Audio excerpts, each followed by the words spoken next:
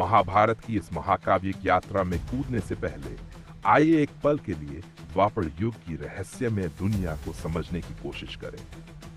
जरा सोचिए, अगर हम आज से 50 साल पीछे झांकें तो पाएंगे कि दुनिया कितनी बदल गई है। अब सोचिए, द्वापर युग वो तो हजारों नहीं बल्कि लाखों साल पहले की बात है। उस समय की दुनिया आज की तरह नहीं थी। उस समय सिर्फ इंसान ही नहीं और भी कई प्रकार की जीव जातियां इस धरती पर राज करती थी।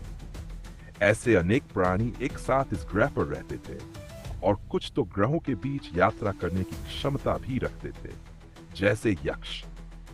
यक्ष प्राचीन भारतीय इतिहास में दिव्य प्राणी माने जाते हैं। उन्हें प्रकृति और खजानों के रक्षक के रूप में जाना जाता है। ये अलौकिक शक्तियों से युक्त होते हैं और संपत्ति, प्रजनन क्षमता और सुरक्षा से जुड़े होते हैं। इम्पुरासियास, इनके स्वरूप में उदारता होती है और ये कर्तव्य और सम्मान की भावना से ओतप्रोत रहते हैं।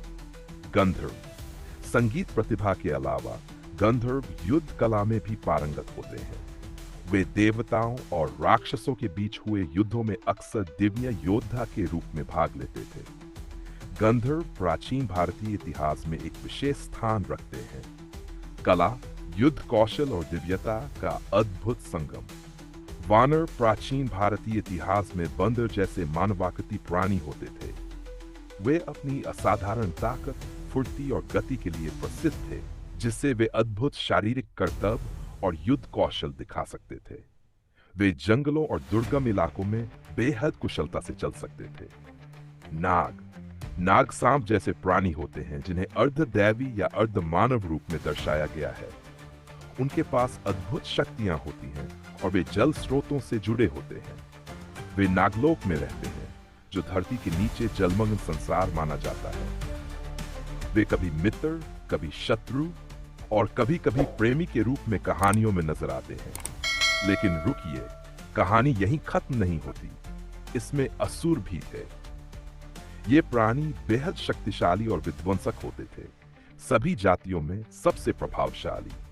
ये किसी भी समूह में उथल पुथल मचाने वाले बिग बॉस जैसे माने जाते थे। और अंत में आते हैं देवता। देवता भी अत्यंत शक्तिशाली दिव्य प्राणी होते थे। असुरों की तरह ही शक्तिशाली हैं, लेकिन मुख्य अंतर उनके नैतिक मूल्यों में था।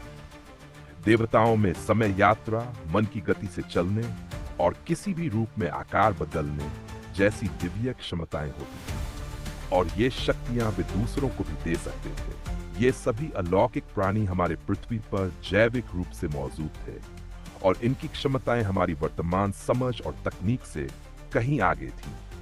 इनकी उपस्थिति हमारे सोचने की सीमाओं को चुनौती देती है और यह संकेत देती है कि हमारे ब्रह्मांड में अब भी कितने रहस्य और संभावनाएं छिपी हुई हैं। तो आप समझ ही गए होंगे, द्वापर युग एक अद्भुत और रहस्यमय काल था, जहां रोमांच और विचित्र जीवों की भरमार थी। अब जब हम महाभारत की ओर कदम बढ़ा रहे हैं, तो हमें इनमें से कई रोचक पात्रों से मिलने का अवसर मिलेगा और उन महायुद्धों और कालातीत ज्ञान की झलक भी मिलेगी, जो आज भी उतने ही प्रासंगिक हैं।